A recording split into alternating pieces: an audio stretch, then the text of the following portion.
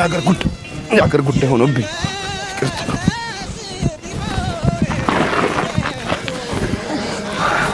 አሁንም ኩብሽ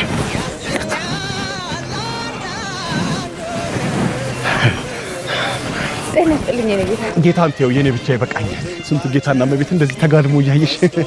አንዴ ሰልፍ እያስያዝኩ ነበር። ገነት የምትገቡ በዚሁ ነው። እስቲ ገነት ሁለት ሆናችሁ ትጋፋላችሁ።